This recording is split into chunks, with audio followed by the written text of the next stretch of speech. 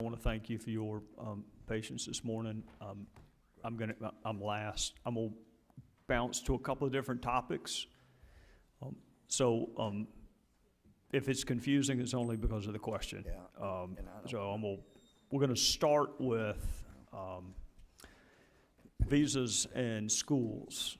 Would it be helpful to your student visa fraud enforcement efforts if all schools that accept foreign students were required to be accredited? It makes a difference, sir, of course. It makes a difference to have accredited institutions that will be partners with us in our efforts to keep track of students who are coming in from foreign countries.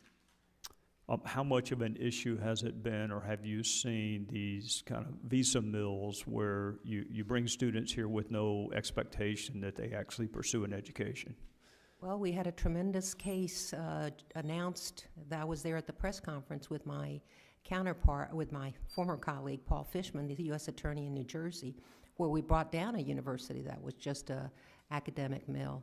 Very proud of that work done by our Homeland Security investigation agents who had a elaborate undercover operation going on, and there were multiple, 18, 19, for example, for some reason is coming to mind, of people that were involved in that. It's a matter we take great interest in and focus our investigations on.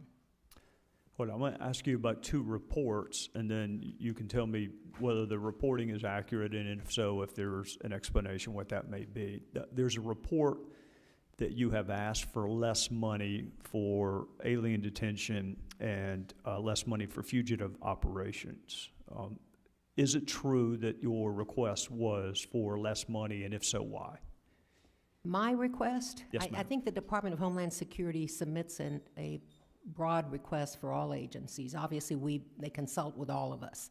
But I would not have asked for less money in those areas. Okay. There's another report that at least in previous years, occasionally, ICE attorneys would not appear for hearings in front of judges.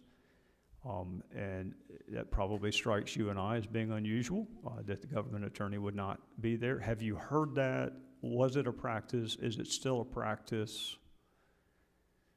That is an issue that I am sure would have come to my attention if it were in any way systemic. Has one missed a hearing here or there? I wouldn't be apprised of that, but I assure you that I have met so many of these attorneys, I can't imagine that being a practice and a report that's really valid. I'm not familiar with the report you're talking about, but our lawyers wouldn't just ignore a court setting. Well, that's why I ask, and I make no presumptions as to the validity of that report. But if you could have someone, not yourself, but just somebody check to see whether or not that is currently an issue or was an issue in the past. It is hard for me to understand how the government can be represented if the attorney doesn't show up, but you would have that same feeling because you had the same job. So last two issues, sanctuary cities. When I go back home, and I suppose it's true for Johnny in Texas, it is really hard for the people we represent to understand, particularly in light of what they perceive to be a federal government that is willing to get involved in certain state and local issues, not being as animated about jurisdictions that consider themselves sanctuary cities. So I heard you say you're working on it. Other than the power of persuasion, which may or may not work, what tools do you need to be able to get local jurisdictions to cooperate? Well, I know that I'm going to have to tout our success, though, Congressman, with respect to the 17 of the 25 that I targeted, the 25 that have the most impact on our declined detainers. We have 17 working in a very robust manner with us. So the Secretary did something right in his communications with local law enforcement in different places that he went to as the deputy, and myself personally did.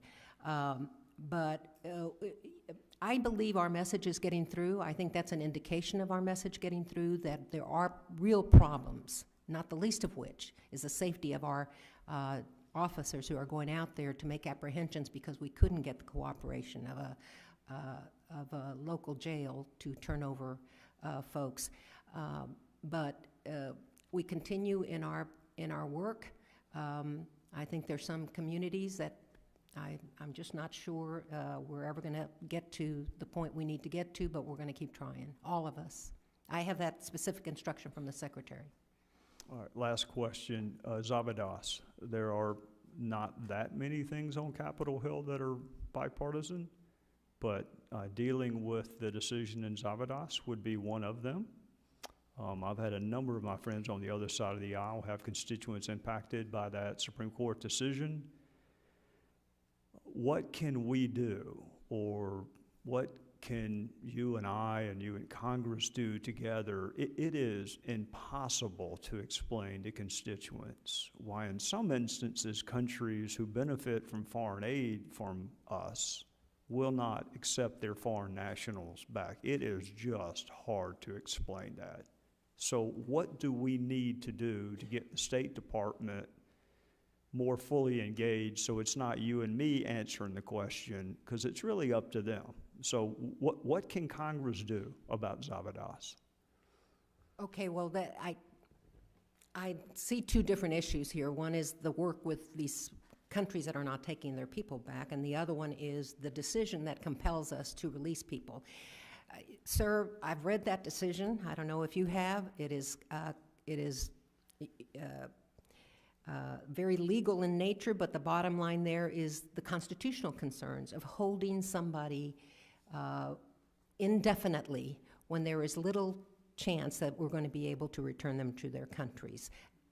You're right. None of our people like doing that, and it hurts us in our heart of hearts that is the deal. But I am happy to consider and work with you any options that you have with respect to those countries. I am working diligently with Michelle Bond, the Chief of Consular Affairs.